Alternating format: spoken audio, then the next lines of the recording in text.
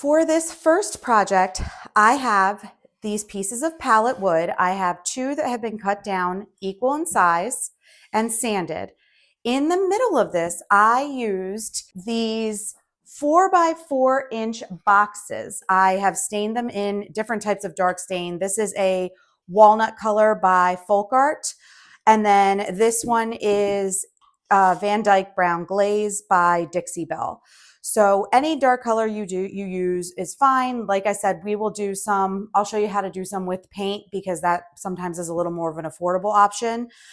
And then I glued these pieces together and then these two boards on either end. I am not going to change the sides, at least not yet. I don't know if I'm going to put maybe a clay mold on here, but I did want this to look different than maybe a tote or something that I would typically make with scrap wood, only because A, I wanted it to be unique, and B, I wanted something that could easily be like a table, a centerpiece at a table without getting too much height that would inhibit you from seeing the person across the dining room table, as an example. Another great thing about this little compartment set, you can use it and gift it to somebody so that they can use it at their desk or, you know, in any kind of room for an organizer, or you can use these types of glass candle holders and then put little tea light candles in there, and that creates a cute little ambiance. Or you can use some bottles or other kinds of small vases and put little greenery inside. And I wanted to showcase this at my show in different styles and decorated in different ways. So what I typically like to do for the paint wash, instead of mixing this, usually they say it's like a 50-50 ratio. I don't really worry too much about that. I focus more on getting this moist first. So I go ahead and spritz it with my water. And then once I do that, I'm going to come with my brush, and this is not the dry brush time. So you'll see this is like paint wash. It's wet. I'm not going to use my dry brush for this or my chip brush for this. That's for the dry brush, which we will do with the white. I want to get into all of these little imperfections on the side, but I want to make sure that I'm moving that paint so it does not get on there too dark. One thing that I noticed is that there is a little bit of a gap here. I'm assuming that has more to do with the way the wood is, not necessarily how it was glued together. But I'm gonna go ahead and use some brad nails. I measured it to make sure that it wouldn't go all the way through.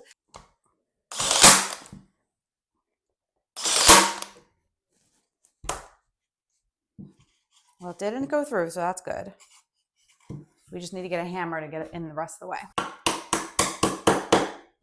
We might end up putting this something here to mask this after we're done.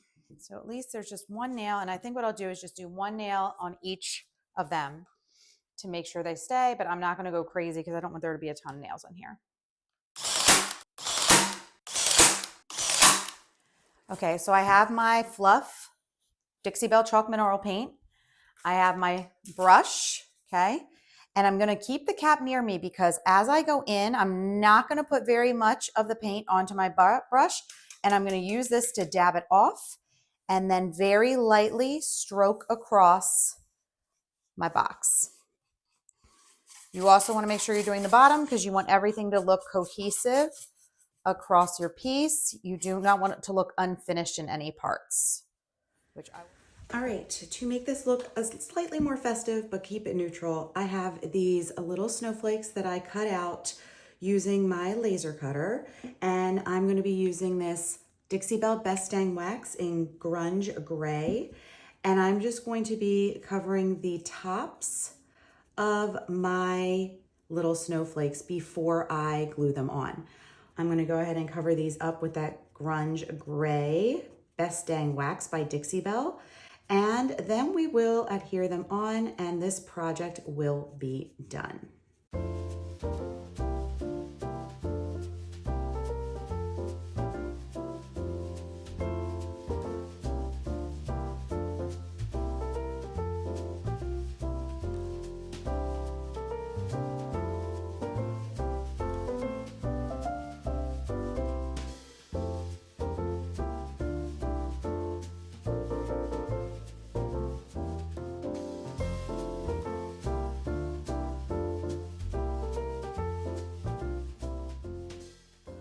For this next project, I have the same pieces of pallet wood. They were cut almost the exact same size as the ones in the box. And I have glued two of them together to make a kind of sign, I guess, or some sort of wall art. They've been sitting overnight. I did use wood glue to bring them together and clamped them to ensure that it fully adhered. I prefer to do this and leave it overnight rather than trying to move forward with my project really fast, because then I end up making mistakes along the way. Things don't sit flush the way they're supposed to. So I have a ton of these that were already prepped that way. And then I'm going to go ahead and do either a paint wash, or you could do a base coat in a stain of some kind. I thought it would be cool to try one in red. I've done ones in different colors. I haven't had a base coat in red yet, so I thought that would be a fun one for us to try. What I'm going to need for this project is my mister and a brush. And all I'm going to do is take any color that I want. This is Fort York red. It's a beautiful, kind of more vibrant red. I'm going to start by misting my wood, and then I'm going to go ahead and do my stain. With the Fusion paint, the typical recommendation if you want to do a paint wash is half and half. So half water to half of the Fusion paint. I typically do this instead, especially when I'm painting on wood, because it allows the paint to move along that raw, dry wood well, and it creates, in my opinion, the same coverage. If you wanted to be more precise though, you want to make sure you're going with the half and half and mixing it first, then you can just go ahead and paint it on. Now I'm probably going to want my second coat of this to be a little bit darker to try to mask some of this. Although I will say a lot of that will get covered with the next step. If you remember back I think maybe a couple months ago, I did scrap wood DIYs for Halloween. And one of the things that I did was my husband had cut down these triangles and I turned them into an owl and a cat. And I want to try to see if I can remember how I did that. Well, it doesn't matter anyway, because that's not what we're doing today. Let's move forward. What I'm going to do with them today is I have painted them in different shades. So for example, I have a few that I've kind of done a heavy dry brush in white and sanded back some of it so it comes through. It looks really rustic. I have done some using a milk paint. This is O Olive by Sweet Pickins. And I've done some with, I believe, let me think. This is Kudzu by Dixie Belle, and then a dry brush on top of this English Ivy. And then this one is the English Ivy. No, this is Manor Green by Fusion with a dry brush on top of the white. So I have a variety of different colors, a variety of different styles. Actually, this is English Ivy because I have another one over here that's Manor Green. Okay, anyway, you can use any colors you want. That's basically, you can use all-in-one paints, you can use chalk paints, doesn't matter. Here's what we're going to do. We're going to take those pieces. So this is one that I've stained in the Waverly Antique Wax and then done a dry brush on top of white using Fluff by Dixie Belle. And then I'm going to take one of my options here and I'm going to stack them one on top of the other and create a tree. And then I'm going to use this little stem here, this little piece of a stick as my base, my trunk of my tree. To put all of this together, I will be using Tite Bond Quick and Thick, which allows it to, when it dries completely clear and will stay. Another thing I want to mention, I did not paint the back because this will stick better to my surface if it is the raw wood over if it was painted. So I'm going to go ahead and glue those on. And then we're going to allow that to dry.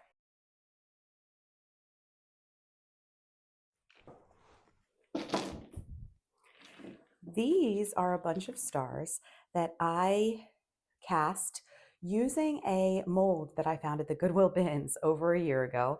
And these have been sitting in my stash. I made some that were clear, and you can see there's a little bit of cloudiness to them. That's kind of why they got pushed to the side, because they didn't work for a different project.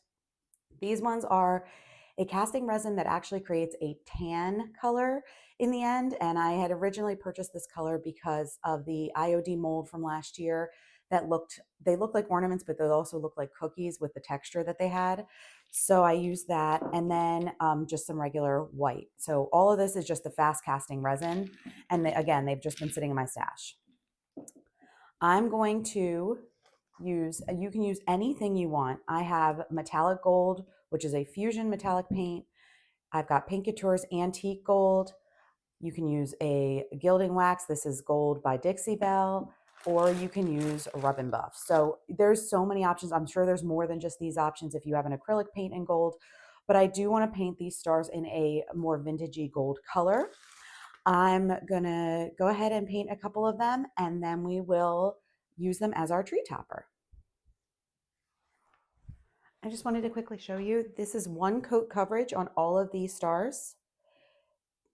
This first one was the Antique Gold by Paint Couture.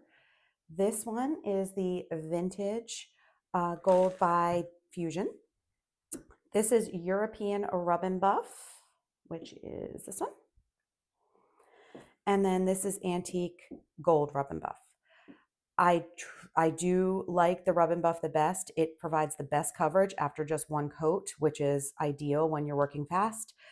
If I was batching these out, I would probably just choose one color and do them all the same color. I just wanted to give you an idea of the different options you have and why I might choose something like Rub and Buff over a paint, because I don't really feel like painting multiple coats when I can get this coverage for a little star that is just one part of our entire design. And this is another one of the trees. This is the Manor Green with a dry brush in white. All of this will have to be sealed, which I plan to use a clear wax. And that's why I did everything else before adding the wax, because once I add that wax, it's going to be hard for any glue or anything else to stick to my piece.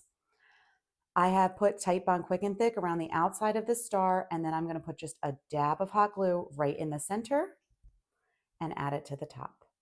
I think I do like the European Gold the best for this more rustic, primitive project.